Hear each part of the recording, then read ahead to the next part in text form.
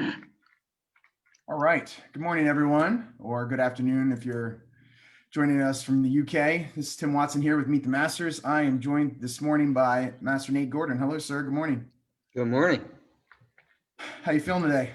I am totally awesome. Yourself? Oh, your daughter Faith told me that you're an early riser, so you're probably up and at 'em at this point. Yes, yes. How are things in Ben Salem? Ben Salem's coming back to life. The virus affected us like everyone else. Um, coming off the virus, we probably lost 45% of our students, and we've probably recovered about 25% now. So we're getting back there. Awesome. Now, as far as classes go, do you have Monday through Thursday? Are you there every night?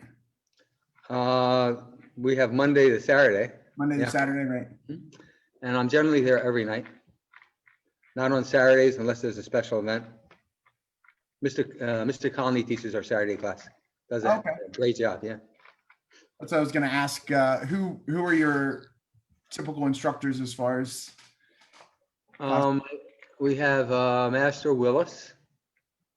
We have Antonio Baez, Samdan. Sure, absolutely. Yeah, so Master Willis generally teaches the adult class and basically runs the office. And Mr. Baez teaches all the other classes, except for blue black belt classes. I generally teach all the blue black belt classes. Excellent.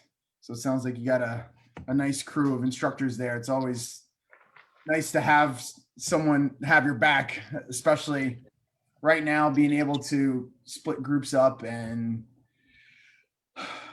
teach. How have you adjusted to the 6 feet? I'm assuming you're wearing masks and keeping 6 feet. How has that changed your teaching, or has it changed your teaching at all? Yeah, we're limiting the class size. We try to limit it to only 13 people at a time.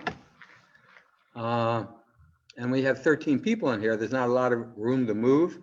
So the challenge has been how to do marching exercises, one way, one the other way, keep everyone active, give them a good workout. Probably the most difficult part is trying to get people to visualize self-defense attacks and defend against them. Other than that, everything's went pretty well. Of course, there's no sparring. Absolutely, and that's probably the part I missed the most. Just contact, holding a target for someone, punching at someone for 1 steps is something we took for granted for so many years, and it's not there anymore.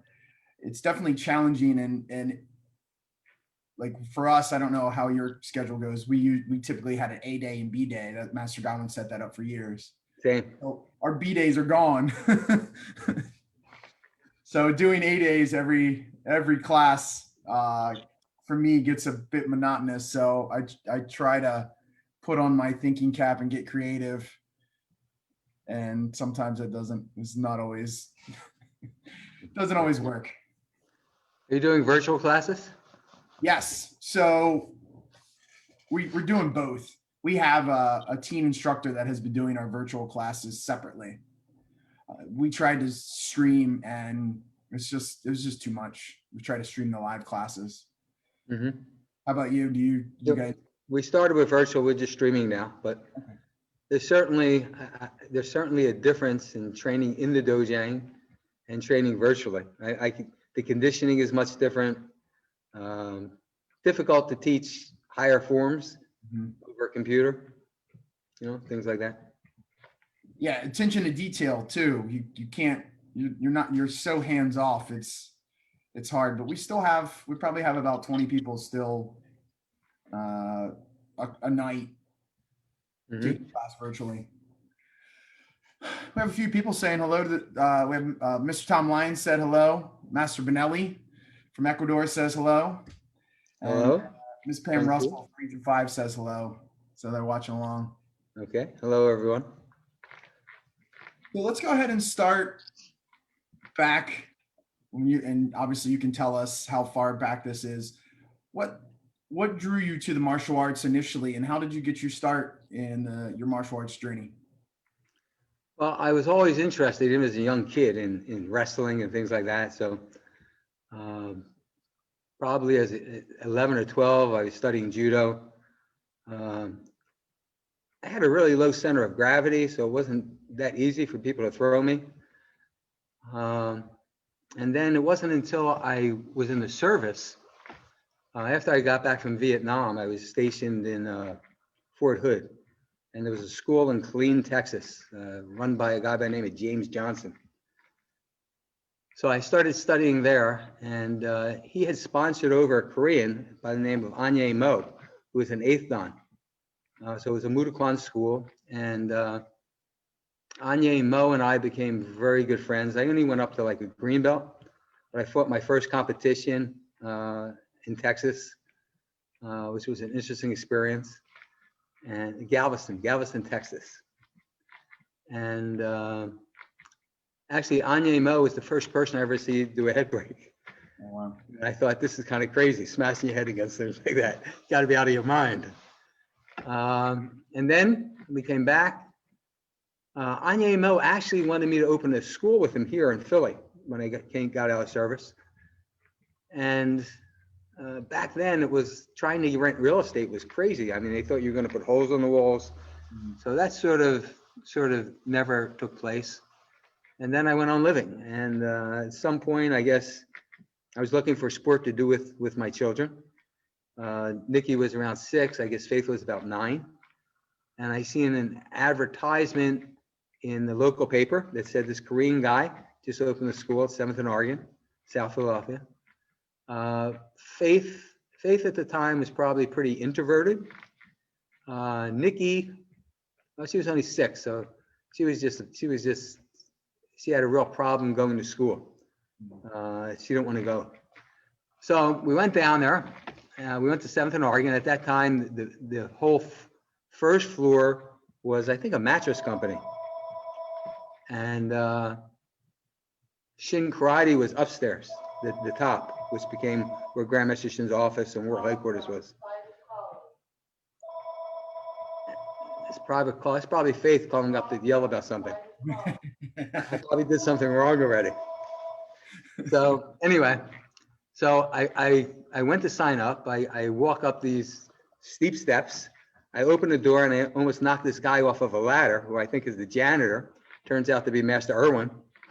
And I went in. I met with Grandmaster Shin and signed up. So he told me that he didn't have a uniform in my size. I had to wait for him to special order it in. So it took me about 2 weeks before I could start training, but Faith and Nikki started right away. So one of the interesting stories is, as I said, Nikki is about 6 years old and she doesn't want to go to school. So we have a hard time getting her to get ready for school. So she's now required to take her clothing out that she's going to wear the next day before she goes to bed. So that day at karate is the first class, and he's teaching, Grandmaster Shin's teaching, and he's teaching high block. And he's walking around with a bamboo stick, shinai. And he's calling high block, and they're doing high blocks, and he gets in front of Faith, and he key-ops for the high block, and he acts like he's going to hit her with the shinai, and she ducks. And he says, no duck, trust technique. And he key-ops again, she ducks again. He says, I say no duck. Next time I hit you. Key-ops again, she ducks, he gives her a light tap in the head with the shinai. So anyway, we get home that night, kids are tired, Nikki goes to bed. I go up to say goodnight, and she went to bed, but she didn't take out her clothes. She's already asleep. So I shake her to wake her up, and she jumps right out of bed, sits right up, does a high block, and says, I trust my technique, sir. I trust my technique. So that was the beginning for us, which was, I guess, around 1981, when Shin Karate opened down there. As far as classes go, was it just one class that everyone trained together, or was there a kids class? No, the main instructor, Grandmaster Shin didn't teach that much. I imagine maybe during the first month or so he was teaching, but most of his teaching was probably at the Trenton School. So Master Irwin was the primary instructor. Back then, I don't think, yeah, he was probably, I don't know if he was third dan or a master. And then Jules Dulce, who came from the Trenton School, was there. And it's kind of interesting. Irwin had his favorite students training on Mondays and Wednesdays. That's when he taught. And then other students like me had to train Tuesday and Thursday with the part-time instructor, which was Jules Dulce. And Dulce was a big guy, and he loved breaking. And his specialty was doing a head break and 2 knife hands all at the same time on bricks. And I never seen him compete where he didn't take first place in breaking. So then, that's the second time I seen someone smashing their head against bricks, which again I thought was insane. And over the first couple of years, we had lots of instructors. I mean, it wasn't. At one point, we had Master White, who passed away, coming in once a week. We had Master Beam coming in once a week. Then there was, at that time, I think the attorney for World Tang Soo Do was a guy by the name of Mr. Mythica. Excuse me, Mr. Mythica. He was coming in once a week. Then we went from Master Irwin, we went to Mr. Trout, who came from Music Karate. And then there was a guy from Levittown who came in, and his instruction was do everything with your feet and you'll be able to kick better. So you should eat with your toes, hold the spoon with your toes, and turn on lights with your feet. And then eventually we had this young hot shot from Yi come over by the name of John Godwin, who probably came in with the attitude that everyone should be as great as he is. So it was an interesting turnaround. I believe once he got in there, and correct me if I'm wrong, he kind of solidified his position as the instructor and kind of helped with much less turnover and I guess maybe some stability in that dojang, especially for being so young. The most interesting part was probably, prior to Master Godwin getting there, in the winter, it was extremely, extremely cold. And in the summer, it was extremely, extremely hot. I mean, the whole place was smoked, mirrors were smoked. And we always assumed it was part of our training to be able to do these things. Excuse me one second. So when Master Godwin got there, he had some knowledge of construction and things like that. And we realized it wasn't part of our training. He did something, suddenly we had heat, So there was a heater, no one ever turned it on or knew how to turn it on. So for the first couple of years, we just froze and sweated. So it was kind of crazy. Master Godwin certainly solidified the school. And he was followed in by Mr. Marvel. And I guess the biggest growth in the school took place under Marvel. Yeah. By that time, everyone was going EFC, and it was, I think, there's a concept of where you can do and what you can do. People said no one would ever break a 4-minute mile. And then when someone does it, everybody can suddenly do it. Not everybody, but. Right. So back then in the martial arts, I mean, if you had a school of 50 people, I mean, you had a big school, and that was like the ceiling. No one could have more than 50 students. And then when everyone started getting involved with larger schools, the UFC, and seeing people with hundreds of people at their school, suddenly it sort of broke the ceiling and everyone started doing it. Gotcha. Around that time, obviously you were around for the charter convention. Were you able to attend the convention? No. I made black belt in 1985. Okay. So at the time of the convention, we were probably either like a 5th cup green belt, somewhere around there. Mm-hmm. We were there for the introduction of the bong forms, the introduction of the dagger form, and all the regional events and world events. Gotcha. So you were there for the first World Championships? We were 1986. In fact, we went there to compete, and something had happened where Master White was supposed to be in charge of the concession stands, and something happened with Master White, and we're walking down the hallway, and he says, "Gordon, come over here, take over this." Now I got all these boxes. Now we have to set up the concession stands and everything. And from that point on, I actually started running the concessions for World Tung Soo Do and regional events.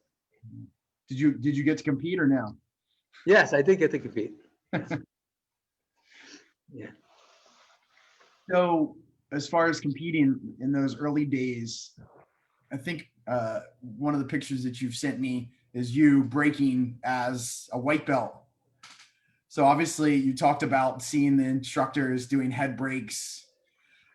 I'm assuming you didn't start with head breaks. Did you start off easy, or did you? No. What happened was Jules Dulce, the guy I was the instructor from Trenton, he was in construction, and he had hurt his back and he was hospitalized. So I put together these audio tapes, these positive music audio tapes, you know, and I drove up to Trenton to the hospital. I played it for him, and he was so touched that I would come all the way from South Philly to Trenton, New Jersey to see him. He said, "When I get out of here someday, I'm going to do something special for you." So about 4 months, 5 months later, there's a knock on my door down in South Philly, and I open the door, and it's Mr. Dulce, and he's got 4 cinder blocks and a bunch of bricks. And he says, "I told you I was going to do something special for you. Today, I'm going to teach you how to do a head break." Saying, "You got to be kidding me," you know? So we carry all this stuff down into my basement. I don't know if it was a basement or a cellar back then, but we carry it all down there, and he sets up this head break for me. And he tells me, "This is what you have to do. Put your feet this way. You know, you want to hit with this part of your head. You want to do this, do that."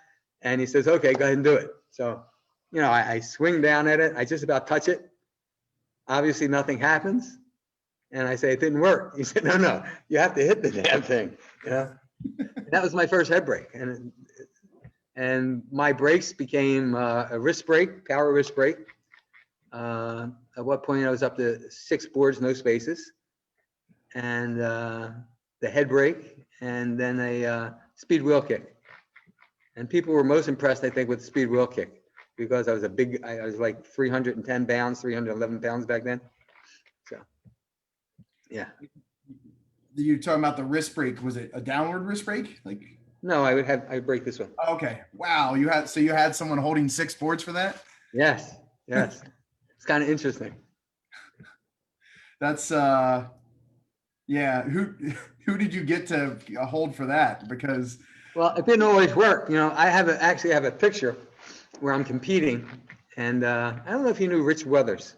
I've heard the name. Yeah. So Master Gonzalez talked of I him. had Weathers, and 2 people holding the board and 4 people holding them. Yeah. And I'm in mid swing, and you see them letting go of the boards already. They're dropping the boards. And yeah, so sometimes it was kind of difficult. I just love leave it to martial artists to be like, you know what? I'm going to do something really nice for Nate today. I'm going to teach him how to hit a brick with his head. Yeah. And then people would think you practiced it. And I said, no, you don't practice it. You practice through visualization. But how many times do you want to hit your head? Right, exactly. I don't think it's good for your brains. Yeah, you can't exactly toughen up your forehead for that type of thing. So do you remember the first time you did a head break, like in public, like for a demonstration or a competition? I don't remember the first time, but we generally, every time I competed, I did a head break. Okay. I was breaking. And with the demo teams, obviously, I broke at various places. Was that World Tung Soo Do was a place where we would do a head break. how did that, can you talk about the mysterious world of Tung Soo Do? Like, how did that come about? My youngest daughter, Amy, was born with mental problems, I guess back then we call it mental retardation, brain damage. They're not sure what. So she went into a development program called KenCrest, which specialized in children with those types of needs. So they were in need of people to try to raise money for them. So I decided that we would do a martial arts show, and we called it the Mysterious, actually I have a picture of that. The Mysterious World of Tung Sudo.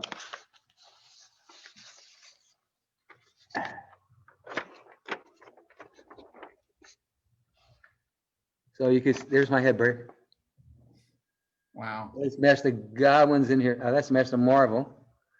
And then somewhere, there's Master Godwin with the spokes to his arms. And we were able to raise, I think we did the show about three to 4 years. We raised a little over $25,000. Yeah.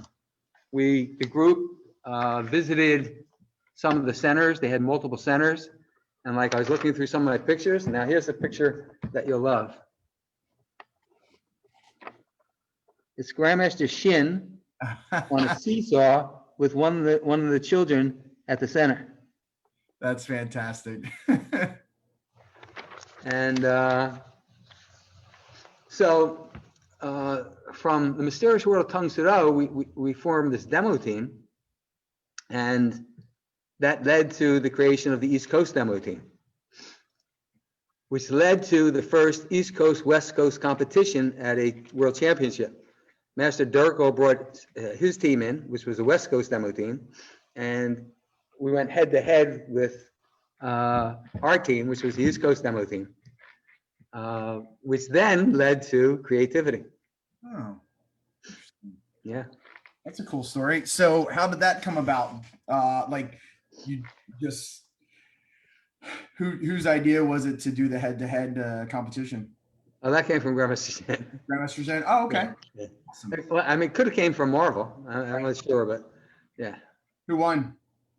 I don't know that there was a winner as much as it was Okay. just like a show. Oh, cool. Yeah. And so what year was the first creativity? Do you remember? I don't, but I'm Probably- thinking it probably was around 1990. Yeah, is my sounds guess. right. You showed that picture of Grandmaster Shin, and you see that kind of wry smile on his face, and that picture encapsulates when I think of Grandmaster Shin, like his heart and love for everyone. What were your first impressions of Grandmaster Shin? That he was an extremely intelligent person who had almost an immediate way to evaluate people. Hmm. Yeah, Interesting. a great memory, and just a really interesting person. Awesome. I know that. Where is it? That you had an opportunity to help him with the newsletters and the Grandmaster's Corner. Grandmaster's Corner. That's a funny story. He would, I guess by that time I was probably managing the 3 Shin Karate schools for him. So I was the general manager of, Ben Salem had already opened, and then I guess Mr. Marvel left for Florida. So he had a need for someone to come in and oversee the 2 schools, which is South Philly and Trenton. And he asked me if I would come in and become general manager. So Black Belt Academy became Shin Karate Ben Salem. And I had Master Castelli was running Ben Salem. Morrison was in South Philly. And eventually it was Kei Couturier originally, but eventually I hired Ishmael Roman to run our New Jersey school. And he would have me come up and he'd tell me that have you been upstairs at the world headquarters? I haven't. All right, so if you went up there was a training floor, small training floor, and then you had the administrative offices where the secretaries were, and then you could walk through a door, you'd be in Maggie Gonski's office, and then her office attached to Grandmaster Shin's office. So there'd be a door between the 2 offices. So anytime he called me up, I would always walk through Maggie's office and leave the door open when I went into Grandmaster Shin's office, because it would take me about 10 to 15 minutes for my ear to get used to hearing what he was saying, because he had sort of broken English. So I would sit down and he'd tell me his idea. I want to write about the importance of time. I want to write about Tung Sudo time, or I want to write about this. And he'd sit there and he'd talk and talk. And by the time I was able to understand what he was saying, he was almost done talking. So I would leave his office, close the door, and I say to Maggie, all right, Maggie, tell me what I'm supposed to be writing about. And then she would tell me what he said, and then I go down and write for him. Yeah. Yeah. Oh, that's funny. So you had a translator behind the wall. Absolutely. Who knew her job and did it well. That's fantastic. I love hearing stories like that and stories of Maggie. One of the great things with these stories is hearing, stories of back then with Maggie. And I've sent her some messages whenever her name is mentioned, which is quite often. Yeah. She was a major part back then. Yeah, so you would translate into life lessons for the Grandmaster's Corner. How long? I'm assuming that continued for many years. As long as there was a Grandmaster's Corner, I was writing it. Yeah. And did in fact, I just sent probably about 4 or 5 months ago. I sent a bunch of writings from Grandmaster Shin that he had me translate for him to Grandmaster Strong for whatever he's doing for future reference. So I had a bunch of original writings from Grandmaster Shin. Yeah. Yeah, it's definitely, you can't recreate something like that. We can all try to have words of wisdom, but to have it coming straight from him, or I guess straight from Maggie, is something that was special for that time. Yeah. Let's see. Jovel says hello, sir. Tung Su. He says he has a question, and I'm sure most people know you have your career as I guess we'll start with it this way. Can you talk about what you do outside of Tung Sudo a little bit? I have an investigative agency, and I have a school where I teach polygraph, interviewing, and interrogation. Do you think that one helped the other as far as like Tung Sudo teaching or vice versa? I think when you're talking about teaching or interviewing, interrogation, obviously there's a merger of the two. I think some of the confidence and attitude you get from the martial arts obviously is going to spill over to all aspects of your life. So yeah, absolutely. We kind of went past this with the question about Grandmaster's Corner, but I want to go back to when you started the Black Belt Academy in Bensalem. How did that come about? Actually, I'm thinking about what Faye said to me, so I'll be careful here. Hey, she's not watching live, so. Yeah. Training at Shin at the time, the test for black belt, or the test for higher black belt, you had to go through a very, very stringent process. So there was a written test of about 300 questions. There was a 4-hour physical, and there was a 3-mile run. And regardless of your age, or you were expected to do the 3-mile run in under 28 minutes. So I took the written test. This is for second dan. I took the written test, because I made first dan under Master Gawa. So I took the written test, and I was the first student at Shin to ever get 100. Took the next was the physical, 4 hours. I scored 90s across all the aspects that they were testing us on. Then we went to the 3-mile run. Now imagine, I'm in my 40s. I weigh about 315 pounds, 311 pounds. And I run the 3-mile run in about 32 minutes, 34 minutes, somewhere around there. I come into the next seat, and I had to go through this twice before you get the regionals. So it comes to the second one, I get another 100 in the written. I now take the physical, and now I fail everything because I didn't make the run in under 28 minutes. and I wasn't allowed to test. So I was looking for a way to sort of move out from under the Shin umbrella, the Shin school. So I opened a school in Center City at the University of the Arts, which was a part-time school. I guess that had to have been around 88. Okay. And actually, it's kind of funny because we had like ballerinas and stuff like that and artists. And the thing was, how do you take a ballerina and turn her into a black belt? So like one of my artists there drew this picture for me. So that was the first school I was teaching by myself.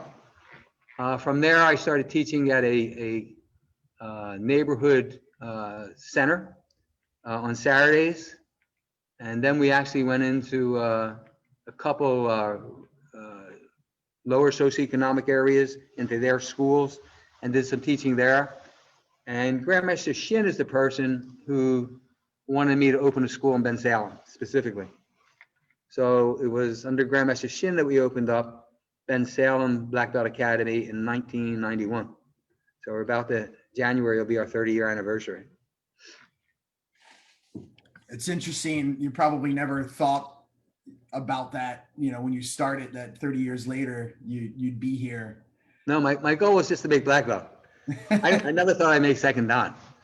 Actually, it's funny. Grandmaster Shin, I'm a first dan. Grandmaster Shin calls me in his office and he says, I want you to write an article for the newsletter. I want you to interview this woman. Her name is, I think her name is something like Mary Ann Clement or something like that. It's an important article because you just made black belt. So I'm saying to myself, what's the big thing about someone making black belt?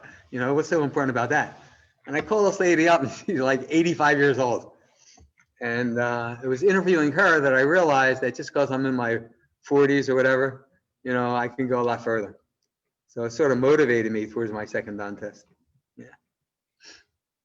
Yeah, there's a guy who his girlfriend takes class with us and he's like 18 or 19 and he comes every night. And I say to him, I was like, hey, why don't you just take class? He's like, oh, I'm too old for this. I'm like, come on, man. You're 18. He's like, yeah, beat up from football. And meanwhile, we just had a lady who's 62 just started. It's like, you've got no excuse, man. Yeah.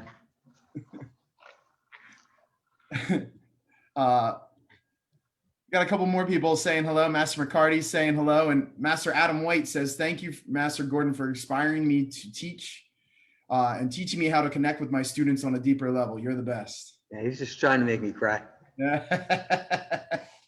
I had the pleasure of teaching Master Adam White and Master Jorgensen, as blue belts. Master Vaughn had a small school in Royersford in the basement of a church. It was Adam, Mark, girl, Tanya, and maybe 3 other students. It was probably about 6 students. And I think he was driving a truck and he got sent up to New England to work.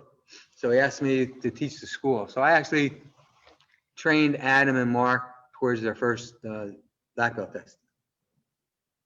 That's awesome. Adam was probably one of the hardest working students I've ever seen.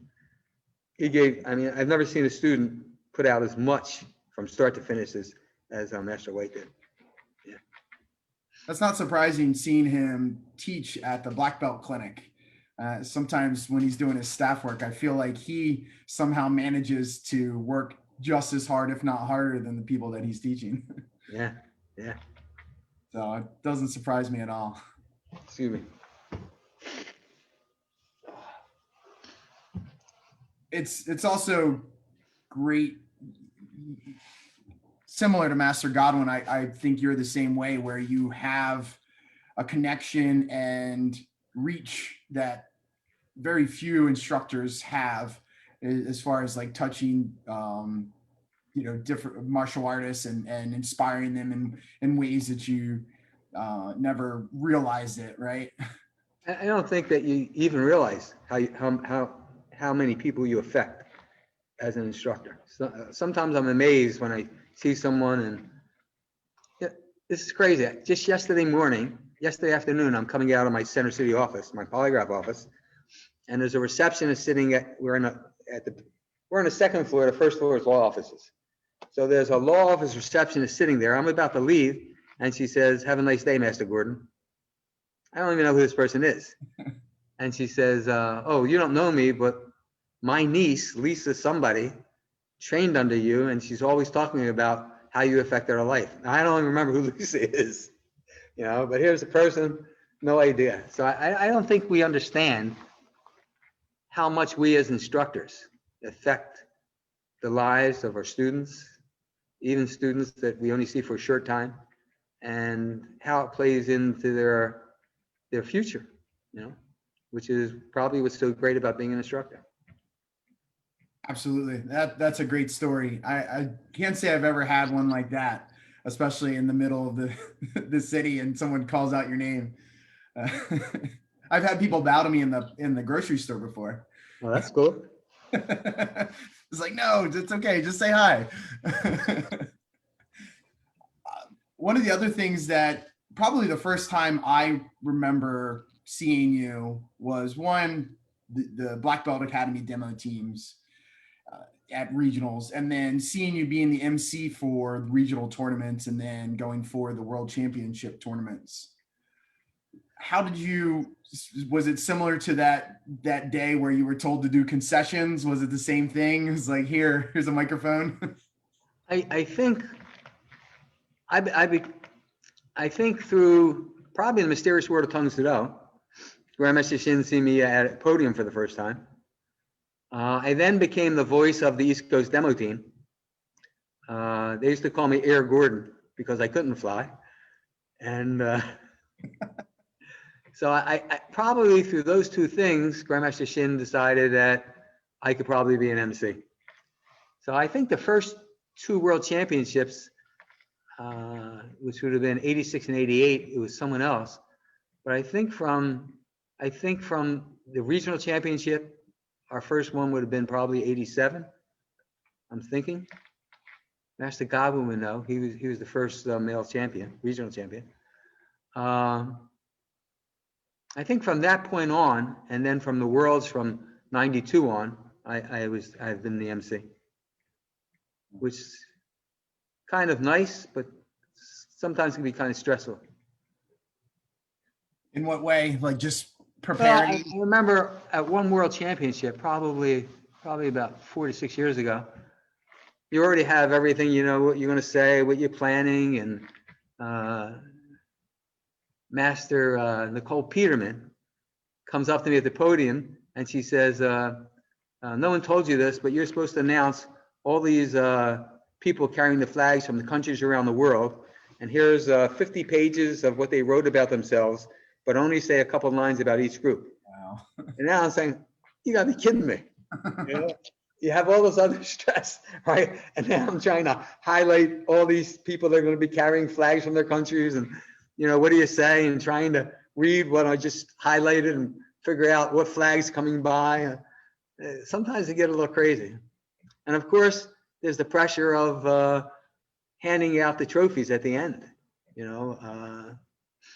Sometimes I know one time where I made a major mistake and called the wrong winner. So there's that kind of pressure. But overall, it's been fun. It's been challenging, trying to write speeches every time to try to motivate people and get people excited. And, some of them have been a lot of fun to deal with. Have you ever had any moments similar to what you said, as far as someone coming up and saying, "Oh, I know you," like people referencing what you've said in past world championships? Yes. Sometimes some people write, I remember you wrote this one. There was one speech I gave where I would take things other people wrote and like spin off of them. So it was the man in the glass. So I did a whole thing about a tournament competitor with the man in the glass. The most important thing is to be able to look yourself in the glass. One time, someone from another region got very upset with me because I said that our region was the best region. I was trying to excite people before the tournament, so he was very upset that I announced that Region 8 was the region of the World Tung Sudo Association. So Can't please everyone. That's right. I have a call, excuse me. Okay. No, you're fine. I'd say we'd edit that out, but we're live. Yeah. I have one more picture I want to show you. Wait. Absolutely. This was the first story, major story coming out of Shin Karate. 1986. I got my, I don't know how well you'll be able to see it. But we were the first family of black belts in the local paper there. And what Grandmaster Shin said, he said, great story, and send me Nicole. And he says to Nicole, nice kick, next time tuck leg. Yeah.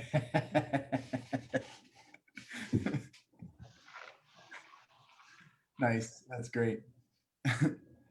We were just talking about tournaments, and one of the things that when you think of, at least when I think of Black Belt Academy, I think of the champions and the just fantastic martial artists that have come through the now almost 30 years of being a studio. Can you talk about what, obviously you competed, what led you to, did you have a demo or competition team? What led you to I guess push or help push those competitors to achieve their greatness? Well, I guess I've always been a competitive person. So, yeah, we always had a demo team. East Coast demo team was from Shin. When I opened Black Belt Academy, we had the split masters. And to become a split master, you had to be able to get on a chair and do a full split and hold it for 30 seconds. Wow. That was the criteria to come on the team. We didn't really, so creativity we did at Shin, obviously. When I opened Black Belt Academy, actually it was probably after I was general manager for Grandmaster Shin. Eventually,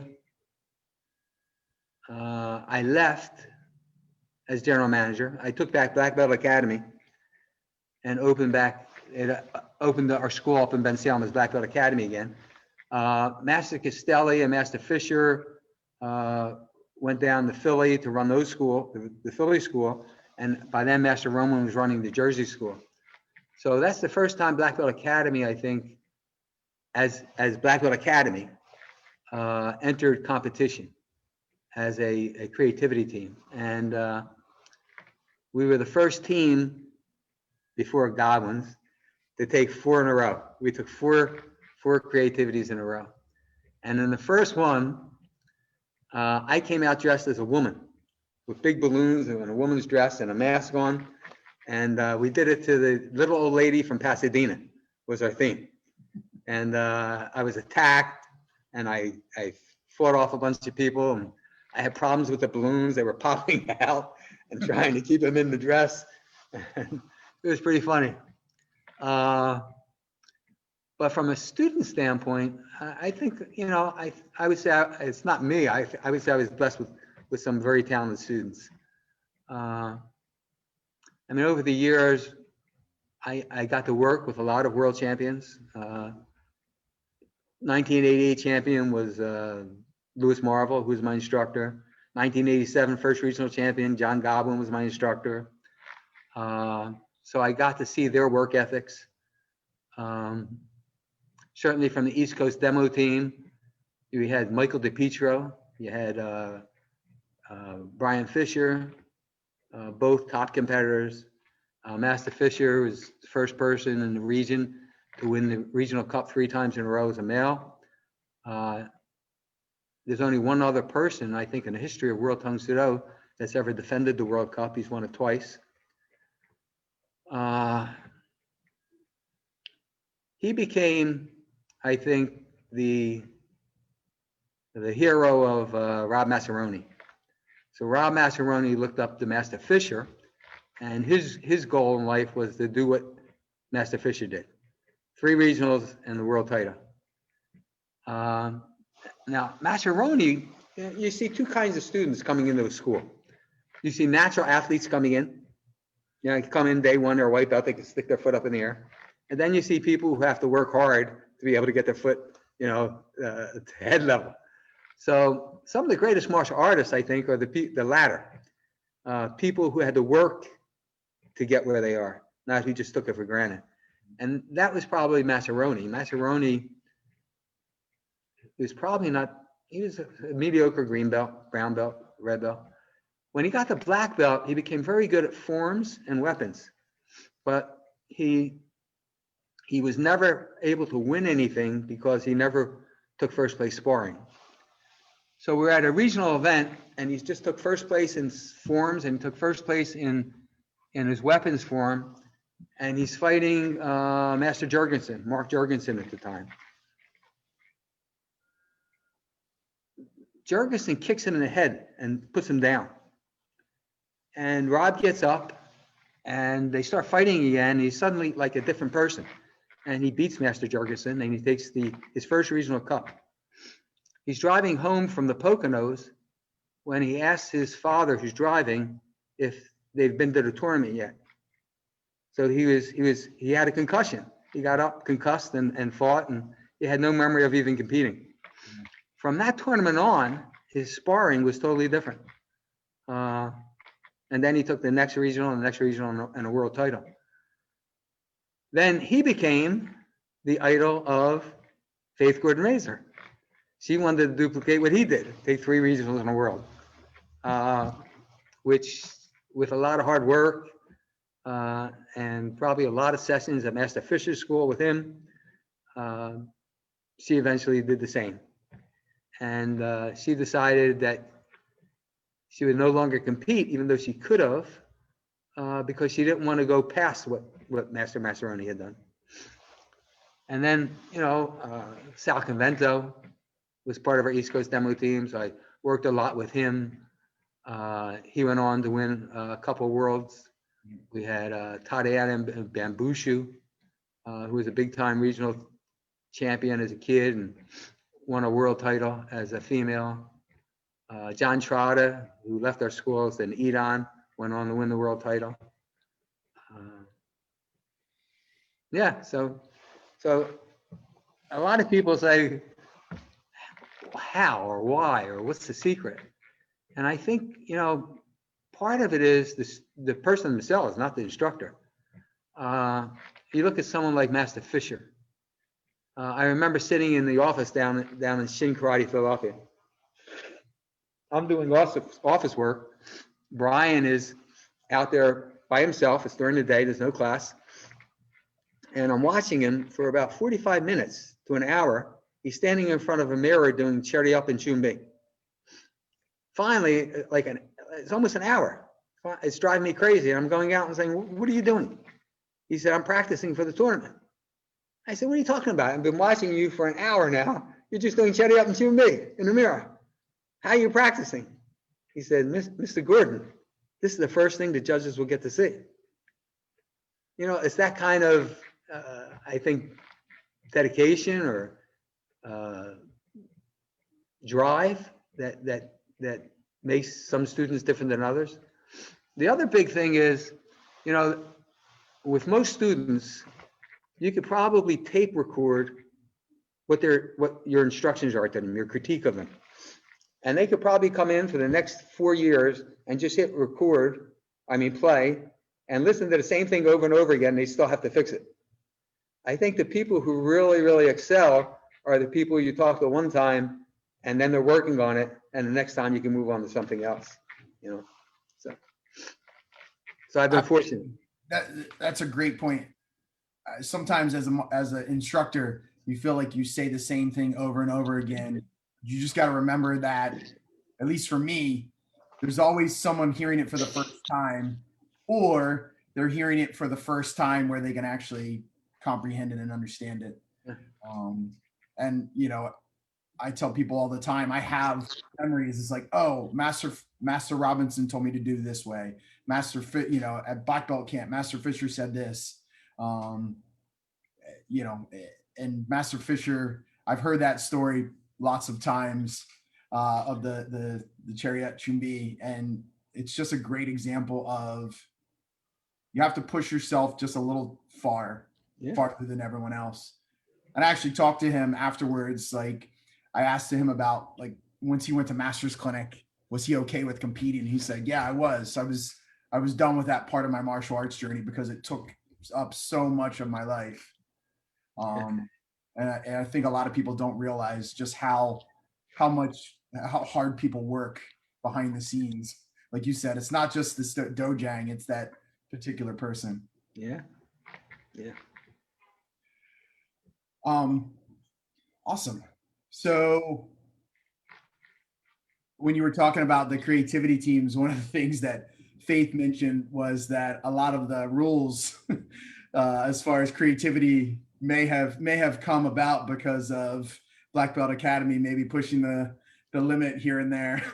Well, we were the first ones to introduce major props. Basically, there was no props before us, and so one of the famous stories, I guess, was the jungle. Our theme was the world was taken over by these bad people, and they locked up all their threats, which included World Tung Sado people. So they were all in a cell, and the cell was made of bamboo. Actually, it was made up of bongs. Eventually, so all our people are locked up in this jail. And sort of out of the movie, The Dirty Dozen, where the guy's running with hand grenades and throwing hand grenades down the chutes. We have a guy come running across, and he throws a hand grenade in to blow up the cage so they could get out. And as he runs by the judges, he drops another hand grenade under their chair. Now the judges don't know, only Grandmaster Shin knew, that we had put a explosive device behind the judges.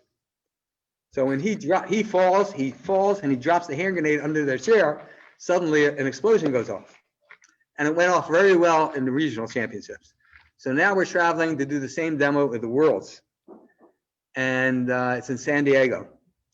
And our person who's in charge of the explosives, the gunpowder, doesn't tell anyone that the measuring device has been broken during the trip. And he does it by eyeball.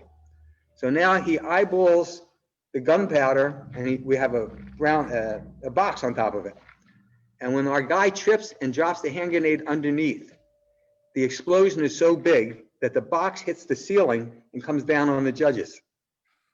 And that is when World Tung Sado decided that you could no longer have those types of props in your presentations. Yeah. I wish I was around. There's got to be a VHS tape of that somewhere out there. It was crazy. It's crazy. That's fantastic. Well, you never know what the limits are unless you push them. So yeah, it's true. It's true. We did some crazy things. We did a thing with Mission Impossible where we had a 15 to 20 foot wall where we had people scaling it, coming down out of it. Wow. Yeah. That's Yeah, cool. we had some big props. That's great. One of the things I wanted to touch base on before we wrap up was you talked about your first goal was to get to black belt. Flash forward a number of years and you had the opportunity to go to master's clinic. Talk about how that happened, how you were notified that you were up for it, and some of your memories of those early days. My biggest memory of master's clinic, probably Grandmaster Shin is the person who said it's time for you to go to master's clinic. But I remember the difficulty I initially had realizing that I was taking a test that I couldn't pass. You had to come back a second time. So that mentally, I think that was really difficult for me. And then after the test, you get the letter from Grandmaster Shin. And basically the letter said, you know what you did good, you know what you did bad, work on what you did bad. And that was it. That was the whole critique. So that just stays in my mind. But what happened during my first master's test was I didn't realize how strict they were about the candidates. So I had forgot to bring wood for my test, and I had them mail me wood. So as soon as we broke for breakfast, rather than go to breakfast, I went to get wood. And I didn't realize that the team, the rest of the candidates, were going to be punished for me not showing up for breakfast with them.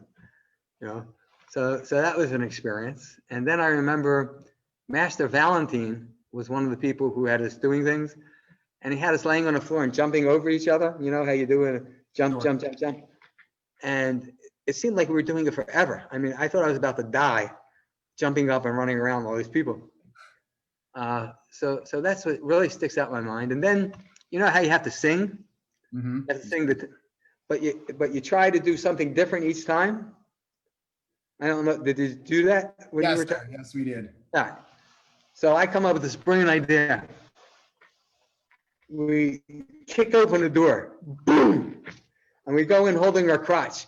Yo, yo, yo, tongue su do. It didn't go over very well. When you started that, I in my head, I'm like, oh no, was it his idea to do the rap? Because I've heard about that. But Yes, I can take credit for that. oh man, I've heard that story before. I didn't know who was responsible for it. Now I know. But you showed some pictures, and I pulled up one of the pictures that you shared with me. Let's see if I can. There it is. Was that 1997? Looks like it is. Yeah. Master Midas. Who else is there? Master Hall, Master Josephic, Master Homecheck. You know, in my test, when we broke, you had your back was turned to the holders. You didn't know how they were holding. Oh, okay. And you had to turn and immediately break. And Master Midas was one of my holders. And I was about to do a head break, and he let go of the board. And after I said, how would you let go of the board? I mean, I can't miss with a head break. I mean, he said, no, I seen you do head breaks, and I didn't want to hold that board. But yeah, it was a tough test. I remember, I'm trying to think, he passed away. He was from New England, big guy. He used to flew a plane. Yeah, Mr. Haney. During our test, something happened. We had to leave. He pulled a muscle or something, and he came back, and he then had to do all the kicks in a row that we were doing back and forth. And it just showed amazing heart. I mean, I just couldn't believe his heart. That stands out in my mind at that first test. And then when I tested for fifth dan was kind of special because I got to test with Fisher and Massaroni. We were all in the same test. Wow. Yeah. And I going into that test, I just envisioned these two guys beating the hell out of me. Getting you back for all those years of yes. All those years of fun. I didn't get to see your test for sixth dan, but I was there that year. Was that last year, right? In 2019. Mm-hmm. And I was there with your daughter Faith, and I know she was worried about you to a certain degree, but she was also confident in your ability of perseverance. Tell us about that story, because I know obviously shortly before that you had your knee work done. Yeah, well, I had a knee replacement that hasn't worked very well. I have it done twice now, still doesn't work. So going into it, my big concern was there's certain things I just cannot do. I cannot, for example, drop to my knee in doing the cane form, right, or even the third sword form. It's kind of hard if your knee doesn't bend to do rolls. So I wasn't sure whether or not I should even test. I mean, typically you would say that, if you have a medical problem, tough, just wait it out and see what happens. So I went into the test, went into that clinic feeling that should I test? Should I test? And I asked Master Godwin, I went to his room and I had a long conversation with him the night before because I was debating whether I was going to test or not. And he advised me that he thought I should go ahead and test. So I went ahead and test. I felt pretty good about the test. Not everyone gets the pass, you know. So I got the pass first time. And it was a good experience. I'm glad it's behind me. I'm back to where I was as a Chodan though. I'm saying, gee, my next test won't be until I'm in my 80s. You know, I think this might be the belt, the high belt to reach right now. 6th Dan. Yeah. How old are? Can I ask how old you are? Is that 73? 73. Hey, Master Weinberg he tested for his 5th Dan at 80. So I was there. I tested at the same time. That was when I got my red stripe, and you know, that was just to see him working so hard at, like I said, he was just about to turn 80, so I guess he's probably 82 or 83 at this point. Mm-hmm. So he came from Shin. That's Actually, right. He came from Kathy Hopkins School, which was a branch of Shin. To Shin, then he came to Black Belt Academy, and then went to Manelli. Actually went to Vaughn's and then Manelli. Vaughn's, yes. Yeah, I remember when I first my first memories of him was in Black Belt Academy, Dobok. There's a funny story about him. We're at Worlds, we're doing a Star Trek demonstration. And we have a board that's hooked up with an explosion inside of it. And he's supposed to hold up the board, and someone's supposed to shoot a gun at it, and the board is supposed to explode. And when it explodes, it's on fire, and it's supposed to drop, but he's got a thing that he's pulling to make it explode. And that wire kept the board burning, dangling from his hand. so yeah.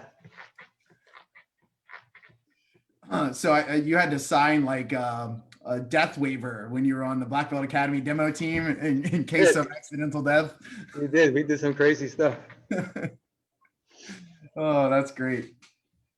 We're believe it or not, we're about an hour in, sir. So I just wanted to throw it to you if there was anything in particular that you would like to finish off with, or a story you wanted to share.